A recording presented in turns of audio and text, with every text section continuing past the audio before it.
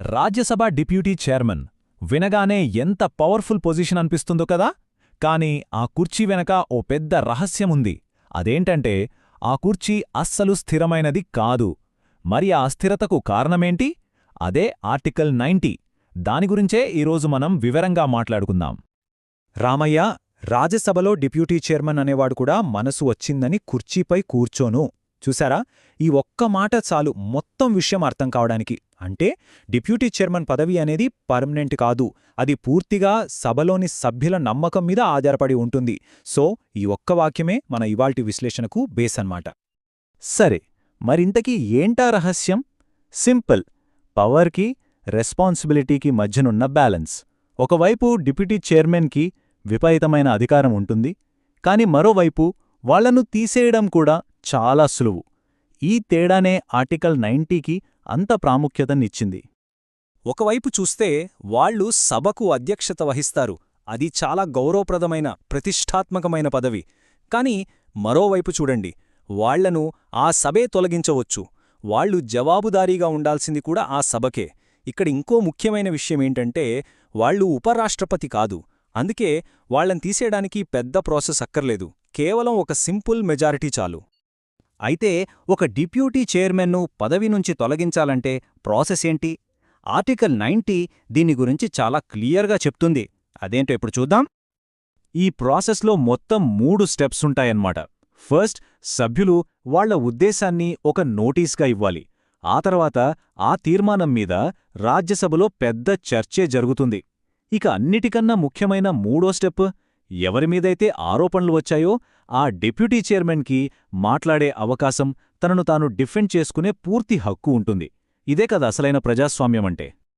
ఇక్కడ మనం గమనించాల్సిన ఒక చాలా ముఖ్యమైన రూలుంది. ఈ తొలగింపు తీర్మానం మీద చర్చ జరుగుతున్నప్పుడు ఆ డిప్యూటీ చైర్మన్ సభకు అధ్యక్షత వహించడానికి వీల్లేదు. ఎందుకంటే ప్రాసెస్ అంతా ఫేర్గా జరగాలి కదా. వాళ్ళు తమ అధికారాన్ని వాడుకొని చర్చను ప్రభావితం చేయకూడదనే ఈ ఏర్పాటు. ఓకే, ప్రాసెస్ ఎలా ఉంటుందో అర్థమైంది. కాని అసలిలాంటి రూల్ ఎందుకు పెట్టారు? దీని వెనక ఉన్న లాజిక్ ఏంటి? ఆర్టికల్ 90ని మన రాజ్యాంగంలో ఎందుకు చేర్చాలో ఇప్పుడు చూద్దాం.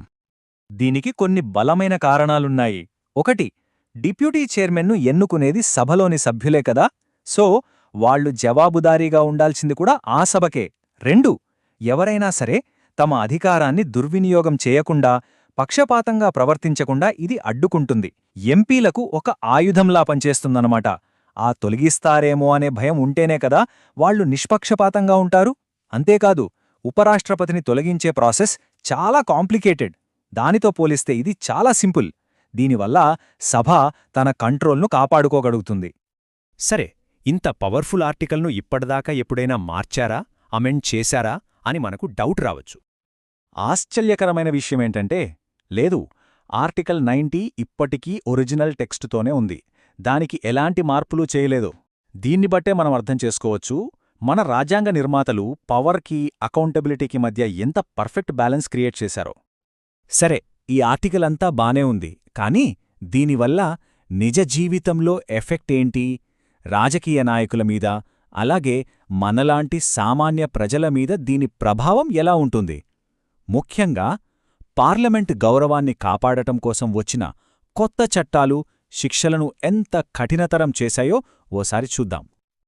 ఒకసారి చూడండి, పాత ఇండియన్ పీనల్ కోడ్ అంటే ఐపీసీకి, కొత్తగా వచ్చిన భారతీయ న్యాయ సంహిత అంటే బిఎన్ఎస్కి మధ్య తేడా ఎంతుందో. పార్లమెంటరీ ప్రాసెస్ను ప్రొటెక్ట్ చేయడానికి రూల్స్ను చాలా స్ట్రిక్ట్ చేశారు. ఉదాహరణకి, డిప్యూటీ చైర్మన్ను బెదిరించడం దగ్గర్నుంచి రికార్డులను ఫోర్జరీ చేయడం వరకు ప్రతి నేరానికి బిఎన్ఎస్ కింద శిక్షలు చాలా కఠినంగా మారాయి.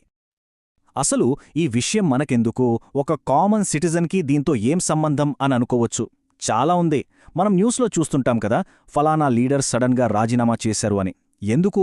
లేదా అపోజిషన్ పార్టీలు ఫలానా వ్యక్తిని తొలగించాలని తీర్మానం పెట్టాయని ఎందుకు పెడతారు? చైర్లో కూర్చున్న వ్యక్తి నిష్పక్షపాతంగా ఉండటం ఎంత అవసరం? ఇలాంటి చాలా ప్రశ్నలకు సమాధానం ఈ ఆర్టికల్ 90లోనే ఉంది. ఇది పార్లమెంట్లో పవర్ బ్యాలెన్సింగ్కి ఒక లైఫ్ లైన్ లాంటిది. ఇది కేవలం రాజకీయ నాయకులకే కాదు, మనలాంటి వాళ్లకు కూడా వర్తిస్తుంది. సభను అగౌరవపరిస్తే కొత్త బిఎన్ఎస్ చట్టాల ప్రకారం చాలా సీరియస్ కాన్సిక్వెన్సెస్ ఉంటాయి. అవేంటో చూద్దాం. ఈ నెంబర్ చూడండి, 7 సంవత్సరాలు. దేనికంటారా? రాజ్యసభ డిప్యూటీ చైర్మన్ను బెదిరించినా లేదా భయపెట్టినా బిఎన్ఎస్ సెక్షన్ 138 ప్రకారం 7 ఏళ్ల వరకు జైలు శిక్ష పడే అవకాశముంది. అంత సీరియస్ అనమాట. ఇంకో నేరానికి కూడా అంతే శిక్ష, మళ్ళీ 7 సంవత్సరాలు. అదేంటంటే సభకు ఫేక్ డాక్యుమెంట్స్ లేదా ఫోర్జరీ చేసిన పత్రాలు సబ్మిట్ చేయడం. బిఎన్ఎస్ సెక్షన్ 336 నుంచి 339 ప్రకారం దీనిక్కూడా 7 ఏళ్ల వరకు జైలు శిక్ష విధించవచ్చు. అంటే పార్లమెంట్ సమగ్రతకు అంత విలువ ఇస్తున్నారన్నమాట. సో చివరిగా చెప్పేదేంటంటే, డిప్యూటీ చైర్మన్ కుర్చీకి ఎంత పవర్ ఉందో అంతే రిస్క్ కూడా ఉంది. సభ నమ్మకం ఉన్నంత వరకే ఆ పదవి, అది కోల్పోతే పదవి కూడా పోతుంది. అందుకే అంటారు, ఈ ఆర్టికల్ ప్రజాస్వామ్యానికిచ్చిన పదునైన కత్తి అని. అసలైన అధికారం ఎప్పుడూ ప్రజల ప్రతినిధుల చేతుల్లోనే ఉంటుందని గుర్తుచేసే ఒక పవర్ఫుల్ టూల్ ఇది.